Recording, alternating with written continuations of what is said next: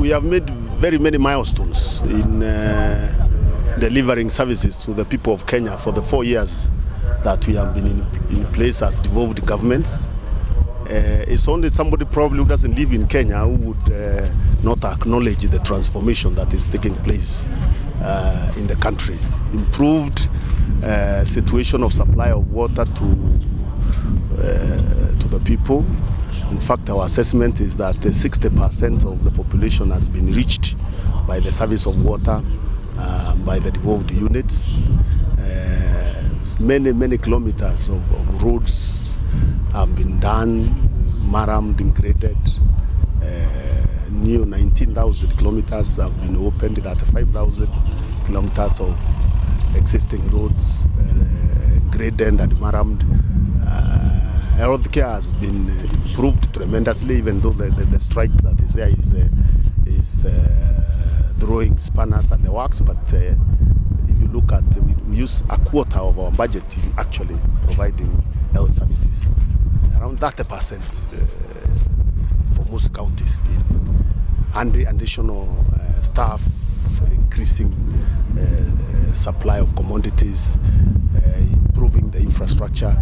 That is visible wherever you go. If you go to Meru, for example, the last they have opened more than 60 new dispensaries. Have upgraded more than 5 health centers into sub-district hospitals. I've opened 14 new health centers. I'm just giving example Meru because that's where I'm most familiar. And same story everywhere that you see. So there is no question about it. Devolution is working. Counties are now even more prepared because capacity is built now, staff are more experienced. So I am sure the next regime, the next in the counties that take over, will do even better, building on the record that is already there and building on the accumulated experience that has been gathered for the 4 years that the new system has been in place. Now, Governor, speaking of the developments and rather the transformation that you're talking about, you at some point were complaining so much about the resources that were coming down to the counties. It was painstakingly so slow in coming, and again, it wasn't coming depending on your budget, and also it was to some extent hampering most of your activities. But still here, you can't say that you've done so much. How have you managed doing this, even though the resources were not coming at the adequate time and not even in adequate amount? Yes, indeed, we've been complaining about very little allocation to the county governments and so much mandate to be accomplished, and the infrastructure or the bureaucracy that makes it very difficult to access those resources. Those complaints have not ended. In fact, it's just complained, and we thought we are complaining to a bureaucracy that was deaf. That's why you've not heard us continue talking. But in the opening ceremony yesterday, you had me still raise the same issues and saying that this is the agenda now for the next national government that will be elected, to look into the issue of providing adequate resources to the counties to be able to adequately serve the citizens of the Republic. And we've done our own assessment, and even some of the politicians agree with us that at least 45% of the national revenue, ordinary revenue, if it is fixed in the constitution or guaranteed whatever way, that would adequately cater for the functions that have been devolved. And therefore that dream and that desire to have 45% of the resources devolved to the counties is not dead. And we are in fact saying we want to assess those who are running for the highest office in the land on that basis. Are you committed to giving the counties, releasing at least 45% of the available revenue to the county to spur development in the marginalized areas of this country and bring equality and inclusivity in the development of this country? That perhaps for me is going to be one of the tests that the citizens need to subject to whoever is running for the highest office in the land. So are you picking this from the address that was given earlier today by the former Vice President, who insisted that... Yes, I've picked on it because Kalonzo has committed. I said that his agenda as a presidential candidate, and indeed as an agenda for his coalition, is that they have committed themselves to release at least 45% of revenue, ordinary revenue to the counties. And that actually is a big plank in terms of differentiation, in terms of a campaign platform. We would want to challenge the other coalition, which is Jubilee, and whatever other coalition that's available, because I'm also told there is another one called That Way, to also tell us their story. Are they committed to devolution by acts and deeds, not by just word of mouth? Are they going to provide 45% of the available revenue to the counties to spur economic transformation in the rural areas and the far-flung areas of this country? Chair, comparatively, listening to the president yesterday while you were hosting the president in opening ceremony, he didn't actually commit, as his coalition should have, to this 45% that you governors are craving so much for. Is it a pointer that you governors might be looking at this so intricately with a view of asking them to commit something serious, just like NASA has done on this other side? I think this is one of the issues we will talk to that coalition. We probably, of course, did not expressly ask whether they are committed to it or not. So we can't confirm that they are not committed. We will need to find out from them whether they are also committed to providing 45% of the national resources to the counties. But we want to say, as Council of Governors, that's the bottom line. The bottom line. It's unnecessary for all national and county officials if we are to slay the dragon of corruption. But the big question is, who will bail the cat? The Ethics and Anti-Corruption Commission, EACC, the Judiciary, the Directorate of Public Prosecution? We have answers as NASA to these questions, so that I do not frighten you. When Nigeria went the devolution way, the first crop of governors, a lot of them, ended up in jail. I don't wish any of you go that way. Because clearly you are trailblazers, you have tried to do the best you can, but where excesses have been committed, I think it's important to own up. I must remind myself and my colleagues in NASA that the coalition agreement that is already filed with the Register of Political Parties, bringing about the National Super Alliance, makes it very clear. We must be different from our friends in Jubilee. It will not be business as usual. And therefore, for us, any public officer who will be named as having participated in corruption and corrupt deals will have as a first measure to step aside. That is a given. Whether it is a president, the deputy president, or whoever under NASA. This is very clear to us, so that we now must begin to live the true dream of fighting and slaying the dragon of corruption.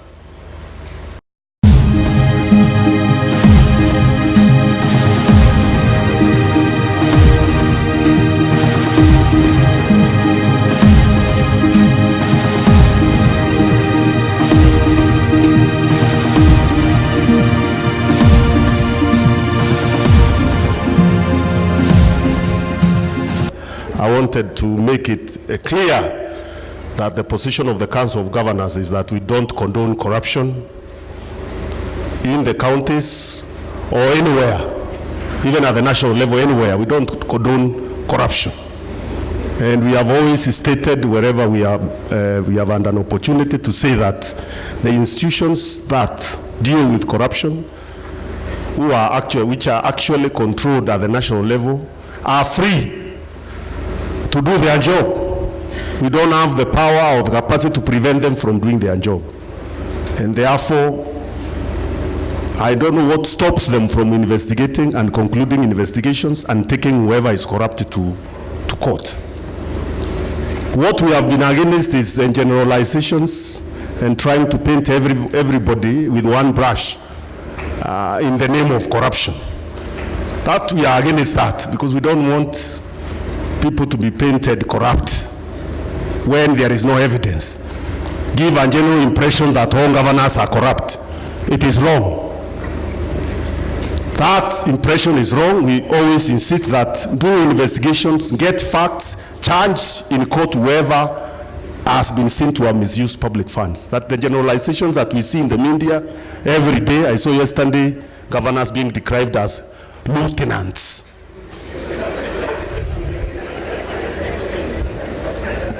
Lieutenants. Just,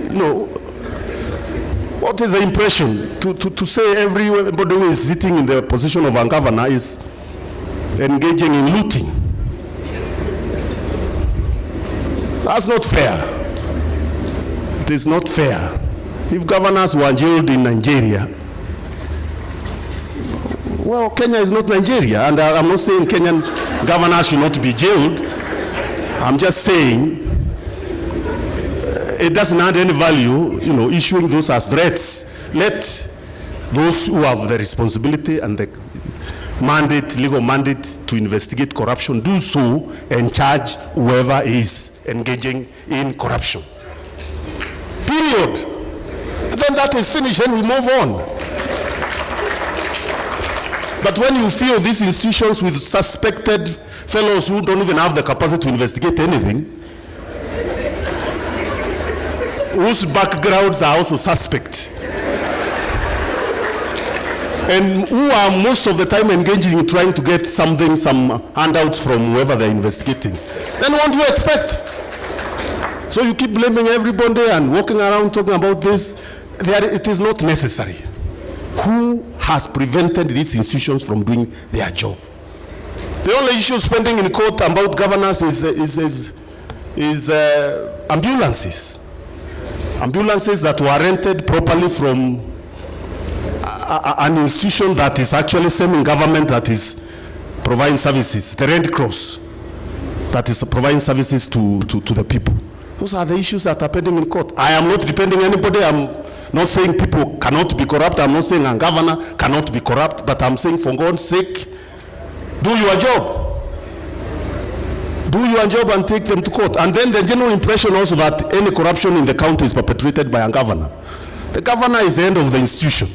The governors, I know from my position, the efforts that I've been doing to deal with the issues of corruption in the county level.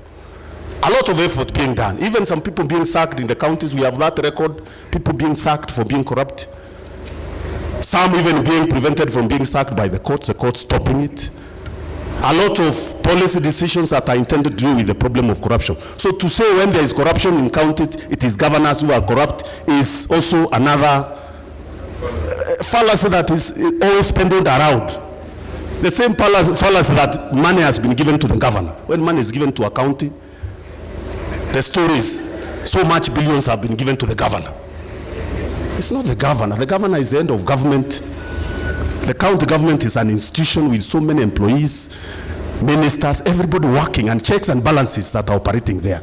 I do not want to go that direction, but I know His Excellency, the former Vice President, was giving this point in good faith, and he was fighting, saying that corruption should be dealt with wherever it is found, whether at the county level or at the national level.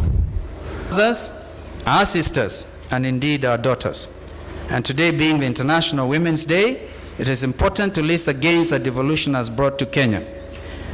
These include reduced maternal mortality rates following construction of more hospitals, health centers, and dispensaries. Likewise, more women can now access clean water than ever before. It is instructive to know that women form majority of the Kenyan population, with an estimated 80% of them living in rural areas, playing invisible national economic development roles. Conversely, men dominate leadership and key decision-making positions across board. Kenya is a signatory to various international discrimination and gender equality conventions, and these conventions include International Convention on the Elimination of All Forms of Racial Discrimination that entered into force on the 4th of January 1979, as well as a Convention for the Elimination of All Forms of Discrimination against Women that also entered into force on the 18th of December 1979. However, despite efforts, the socioeconomic and political context demonstrates some of the factors that constrain women's abilities to claim and experience their rights and entitlement in leadership and decision-making positions. According to a recent report, although women make up more than 50% of the Kenyan population, only 63 out of 349 members of parliament are elected. No women were elected as governors, and this is a challenge to all of us. I can't blame any of you, but I want to congratulate those of you who actually picked women as your running mates. We really must congratulate you for that, because that is in recognition of the importance of gender. No women were elected as governors again, and only 88 out of the 1,450 seats in county governments are held by women. This is a reflection of a serious underrepresentation of women in governance and in decision-making structures.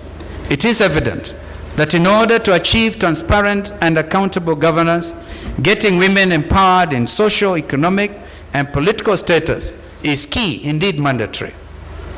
Without the active participation of women and the incorporation of women's perspective at all levels of decision-making, the goals of equality, of development, and peace cannot be achieved. Despite the constitutional requirement to ensure gender balance in the National Assembly and the Senate, the number of women MPs is discouraging to those who cherish this gender parity. On the 28th of April and on the 5th of May 2016, the Kenya National Assembly rejected the Constitution Amendment Bill number 4 of 2015, which sought to ensure that the National Assembly and the Senate would comprise of a membership that is not more than 2/3 of either gender. We in NASA pledge to ensure that this grave anomaly of gender underrepresentation is not only rectified, but that the 2/3 gender rule is activated even within parliaments in the devolved units. This will give Kenyan women leverage to actively take part in the nation's political, socio-economic affairs. We need to empower our women folk even more to right the wrongs that have been committed upon them over decades. I personally commit myself, Mr. Chairman, towards this goal. Affirmative action is a must. But on the same vein, I urge our women to redouble their efforts to ensure that they fully take part to chart Kenya's political destiny. I must conclude my remarks by wishing you, Mheshimiwa Governor Peter Munya and your team, all the best as you prepare to face up the Kenyan electorate on the 8th of August. I know a lot of you, and I know you have done the very best to bring about the reality of devolution. So as you face up, it will be a wonderful thing to have you continue in your second term. When I say this, I'm not campaigning for any of you. I've been accused before of making such statements. But we must recognize that these are men and women at the level of deputy governors, at least, who have been, as I say, trailblazers. And I know that it's like everybody has since realized that to become a governor, that is really where the real power is. And yes, power. But remember, power corrupts. And if you make yourself an absolute wielder of power, then you run the risk of being absolutely corrupt. Is in that the challenge you are facing as a nation? Therefore, I celebrate this very important day. And I'm truly honored because I suspect very strongly there will not be another devolution conference called the 5th Devolution Conference before the general election. So let me be the one to wish you well. And even as I do so, I wish myself even exceedingly well. And may that slip of the tongue, though historically incorrect, be your intention for yours truly. We love this nation. And I celebrate you, ladies and gentlemen. This is a wonderful nation. At the end of the day, we are all one people. one nation, one people, one great nation whose potential is yet to be realized. May God bless the Council of Governors, devolution, and our great nation, Kenya.